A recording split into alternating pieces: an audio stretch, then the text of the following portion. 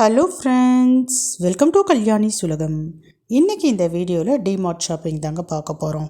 ஒரு 2 days before நானும் என்னுடைய மூத்த மகளும் டிமார்ட்க்கு போயிருந்தோம். குமணஞ்சாவடியில் இருக்குது இல்லைங்களா, அந்த டிமார்ட்க்கு தான் போயிருந்தோம். அங்கே ப்ரொவிஷன்ஸ்லாம் போய் வாங்கிட்டு வந்தோம். எனக்கு என்னமோ டிமார்ட் போய் வாங்கிறது ரொம்பவே சாட்டிஸ்ஃபைடாக இருக்குங்க. ஏன்னா மொத்தமாக வாங்கிட்டு வந்துடுவோம். ஒரு 2-3 மாதத்துக்கு தேவையானதை வாங்கிட்டு வர்றதுனால எனக்கு அங்கே போய் வாங்கினா ரொம்பவே சாட்டிஸ்ஃபைடாக இருக்குது. கடைசியாக பார்த்திங்கன்னா நான் மளிகை சாமான் எப்போ வாங்கினேன்னா ஜனவரி மந்த்து பொங்கல் டைம் வாங்கினேன். இன்றைக்கி வரைக்கும் வந்து பார்த்திங்கன்னா எனக்கு குறையாமல் மளிகை பொருட்கள் இருக்குது.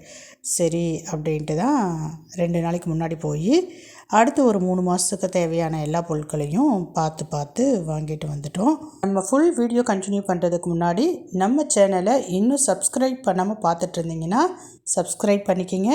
கூடவே பெல் பட்டன் இருக்கும், அதை ப்ரெஸ் பண்ணி அதில் ஆல் ஆப்ஷனில் கிளிக் பண்ணிக்கிங்க. அப்போ தான் நான் வீடியோ போட்டேன்னா உடனே உங்கள் நோட்டிஃபிகேஷனுக்கு வரும். நம்ம வீடியோஸ் எல்லாம் பார்த்துட்டு மறக்காமல் லைக் பண்ணுங்கள். ரொம்ப பிடிச்சிருக்குன்னா உங்கள் ஃப்ரெண்ட்ஸ் அண்ட் ஃபேமிலிக்கு ஷேர் பண்ணி எனக்கு சப்போர்ட் பண்ணுங்கள். இப்போ நம்ம வீடியோவை கண்டினியூ பண்ணலாம். எப்போவுமே போன உடனே நான் டைரெக்டாக ஃபஸ்ட்டு அரிசி பருப்பு இருக்கிற இடத்துக்கு தாங்க போவேனே. அதே மாதிரி தான் இந்த டைமு அரிசி பருப்பெல்லாம் ஃபஸ்ட்டு வாங்கிட்டேன். பருப்பு எல்லாமே பார்த்திங்கன்னா குறைஞ்சது நான் ஒரு 4 கிலோ அந்த மாதிரி, அதுக்கு மேலே தான் வாங்குவேன். ஏன்னா ஒரு 3 மாதமாவது மளிகை கடை பக்கம் போகாமல் இருக்கணும். அதனால தான் இப்படி மொத்தமாக வந்து வாங்கிக்கிறது.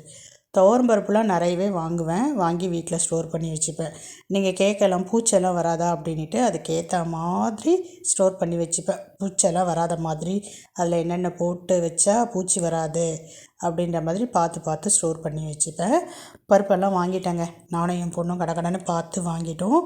இந்த டைம் வந்து பார்த்திங்கன்னா பாஸ்மதி ரைஸில் கொஞ்சம் கன்ஃபியூஸ் ஆகிடுச்சு. எப்போவுமே நான் பாஸ்மதி ரைஸ் பார்த்திங்கன்னா நான் லூஸில் தான் வாங்குவேன், நல்லா தான் இருக்கும். இந்த டைம் சரி பேக்கிங்கில் வாங்கிக்கலாம் அப்படின்னு சொல்லிட்டு போய் பார்த்தேன். பட் வந்து வாங்கலை. என்ன அப்படின்னு சொல்லிட்டு பார்த்தீங்கன்னா, இந்த டைம் லூஸில் பாஸ்மதி ரைஸ் வந்து கொஞ்சம் விலை ஜாஸ்தி ஆயிடுச்சு. கடைசி டைம் போகிறப்ப வந்து பார்த்திங்கன்னா 94 ருபீஸோ என்னமோ இருந்தது பர் கேஜி. இந்த டைம் வந்து கிட்டத்தட்ட 99 சம்திங் 100 கிட்ட வந்துருச்சு. 5 கிலோ அப்படின்றப்ப 500 ரூபாவோ என்னமோ.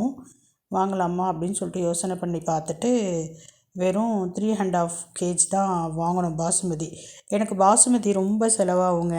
ஏன்னா நிறைய வெரைட்டி ரைஸ் செய்வேன். அது மட்டும் இல்லாமல் அடிக்கடி பிரியாணி வேறு செய்வேன். அதனால் எனக்கு பாசுமதி வீட்டு பக்கத்தில் கொஞ்சம் கொஞ்சமாக வாங்கிறதுக்கு பிடிக்காது. இந்த மாதிரி மொத்தமாக வாங்கி வச்சுப்போம். இந்த 3½ கிலோ வந்து பார்த்திங்கன்னா சட்டுன்னு காலியாகிடும். இந்த டைம் எனக்கு நல்லாவே தெரியும். சரி இப்போதைக்கு இதை மட்டும் வாங்கிக்கலாம்னு சொல்லிட்டு வாங்கியாச்சு. அடுத்தது பார்த்திங்கன்னா இந்த அஞ்சரை பெட்டி பொருட்கள் தான் பார்த்துட்ருக்கோம். எப்போவுமே எனக்கு டிமார்ட் போனால் அஞ்சரை பெட்டி பொருட்கள் சிலது கிடைக்கவே மாட்டேங்குதுங்க. இந்த டைமும் அப்படி தான். மிளகும் வெந்தயமும் கிடைக்கவே இல்லை. அப்புறம் தேடி மிளகு மட்டும் கிடச்சிச்சு. வெந்தயம் கடைசி வரைக்கும் கிடைக்கவே இல்லை. அங்கே இருந்தவங்க கையில் கேட்டதுக்கு ஸ்டாக் வரும் அப்படின்னு சொல்லிட்டு சொன்னாங்க. ஆக மொத்தத்தில் நாங்கள் வெந்தயம் வாங்கவே இல்லை. புளி வந்து பார்த்திங்கன்னா ஒரே ஒரு டைப் தான் இருந்தது. அதில் வெள்ளை புளி தான் இருந்தது, கருப்பு புளி இல்லை. அதுலேயும் இந்த புது புளி பார்த்திங்கன்னா அவ்வளோ கொட்டையாக இருந்தது. வேறு வழி இல்லாமல் எமர்ஜென்சிக்கு அதை தான் வாங்கிட்டு வந்திருந்தேன். சரி வீட்டில் போயிட்டு அந்த கொட்டையெல்லாம் எடுத்து வெயிலில் காய வச்சு ஸ்டோர் பண்ணி வச்சுக்கலாம் அப்படின்ட்டு. அடுத்தது பாருங்கள், என் பொண்ணு ஒரே பேக்கெட் ஐட்டமாக எடுத்துகிட்ருக்கா. எடுக்காதடி அப்படின்னு சொல்லிக்கிட்டே இருக்கேன். ஆனாலும் அவள் பரவாயில்லம்மா எடுத்துக்கலாமா அப்படின்னு சொல்லிட்டு பார்த்துக்கிட்டு இருக்கா.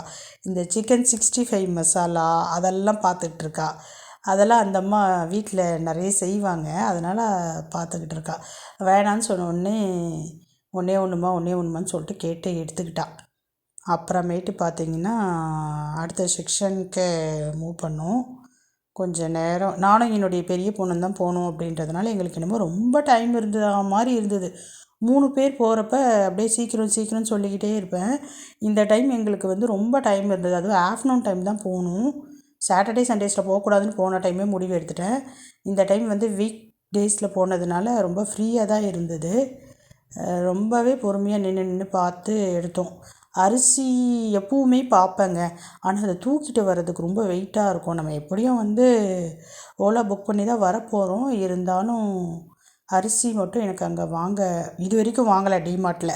கிட்டத்தட்ட யூஸ்வலாக வாங்கக்கூடிய மளிகை பொருட்கள் எல்லாமே ஓரளவு பார்த்து எடுத்துட்டோம்.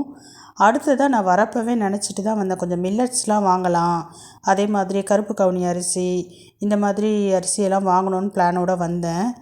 பட் நான் தேடி பார்த்தேன், என் கண்ணுக்கு தான் படலையா இல்லை உண்மையிலேயே அங்கே இல்லையா அப்படின்றது எனக்கு தெரியல.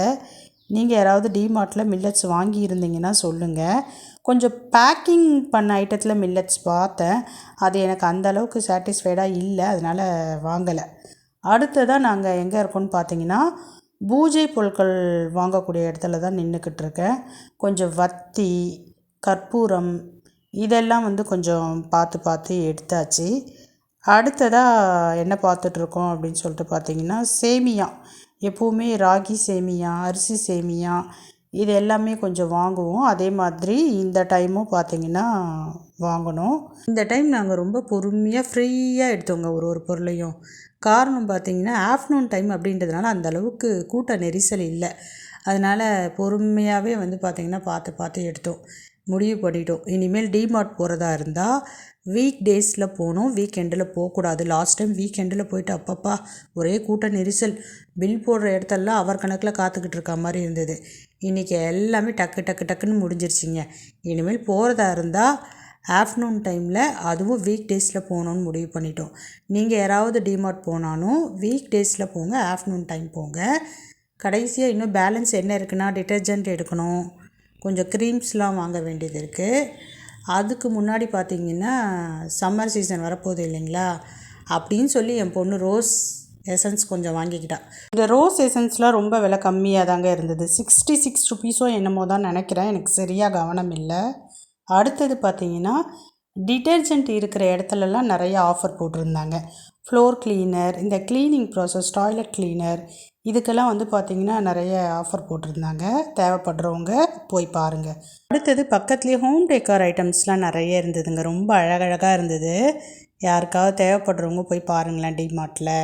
ரொம்ப அழகாகவும் ரேட்டு சீப்பாகவும் இருந்தது. இந்த கிளாஸ் கேண்டில் பார்த்திங்கன்னா ரொம்பவே வித்தியாசமாக இருந்ததுங்க. நாங்கள் வாங்கலை, ஜஸ்ட் உங்களுக்கு சொல்கிறோம். கீழே பார்த்திங்கன்னா ஒரு அழகான டப்பா இருந்தது. அந்த டப்பா பார்த்திங்கன்னா குட்டியாக இருந்தது, எனக்கு ரொம்ப பிடிச்சிருந்தது. 35 ருபீஸ் தாங்க இந்த டப்பா தான். அதை பில்லிங்க்கு எடுத்துக்கிட்டோம். நெக்ஸ்ட்டு எனக்கு கிச்சனில் பார்த்திங்கன்னா டீ ஃபில்டர் இல்லை, ரொம்ப பழசாயிடுச்சின்னு சொல்லிட்டு அதை போட்டுட்டோம். அதனால் டீ ஃபில்டர் சில்வரில் வாங்கிக்கலாம் அப்படின்னு சொல்லிட்டு பார்த்துட்டு இருந்தோம். கூடவே பார்த்திங்கன்னா நிறைய ஸ்பூன் ஐட்டம், அந்த கரண்டி மாதிரி இருக்க ஐட்டம்லாம் நிறைய வச்சுருந்தாங்க. பார்க்குறதுக்கு ஆசையாக தான் இருக்குது. சில டைம் இந்த வீட்டுக்கு பயன்படுத்தக்கூடிய இந்த கடாய் மாதிரி ஐட்டம், தவா மாதிரி ஐட்டம்லாம் பார்த்துட்டேன்னா நான் எடுத்துடுவேன், வாங்கிக்கணும் அப்படின்ட்டு வாங்கிப்பேன். அதனாலேயே மேக்ஸிமம் இந்த இடத்த நான் ஸ்கிப் பண்ணிவிடுவேன், அப்படியே போயிடுவேன். பட் என் பொண்ணு கூடவே இருக்கிறதுனால வாமா பார்க்கலாம், அழகழகாக இருக்குது அப்படின்னு சொல்லிட்டு பார்த்தா. அப்படியும் வாங்கணும் ஒரு 2-3 பொருள் பார்த்திங்கன்னா கிச்சனுக்கு பயன்படுத்துகிற மாதிரியான வெசல்ஸ் வாங்கணும். நெக்ஸ்ட்டு பில்லிங் செக்ஷனுக்கு தான் போயிட்டுருக்கோம். லாஸ்ட்டு மினிட்ல வாமா ஃபஸ்ட் ஃப்ளோரையும் போய் பார்க்கலான்னு சொல்லிட்டு கூப்பிட்டா. ஃபஸ்ட் ஃப்ளோரில் என்னென்ன இருக்குது, என்னென்ன வாங்கணும் அப்படின்றத நெக்ஸ்ட்டு வீடியோவில் நான் அப்லோட் பண்ணுறேன். இப்போ பார்த்திங்கன்னா எல்லாமே ஓரளவு வீட்டுக்கு தேவையான மளிகை பொருட்கள், மற்ற பொருட்கள் எல்லாமே வாங்கிட்டோம். கடைசியாக பார்த்திங்கன்னா பில்லிங்க்கு தான் போகிறோம். பில் போட்டுட்டு அதுக்கப்புறம் நாங்கள் வீட்டுக்கு கிளம்பி வந்துட்டோம். இதோட இன்றைக்கி டிமார்ட் ஷாப்பிங்கை நான் முடிச்சுக்கிறேன். ஃபஸ்ட் ஃப்ளோரில் என்ன எடுத்தேன் அப்படின்றத அடுத்த வீடியோவில் பார்க்கலாம். அப்புறம் ஒன்று சொல்ல மறந்துட்டேங்க, டிமார்ட் போயிருந்தப்போ ஒரு இன்சிடெண்ட் நடந்தது. அதை தெரிஞ்சுக்கணுன்னா நேற்றுக்கு ஷார்ட்ஸ் பாருங்கள். பாய்.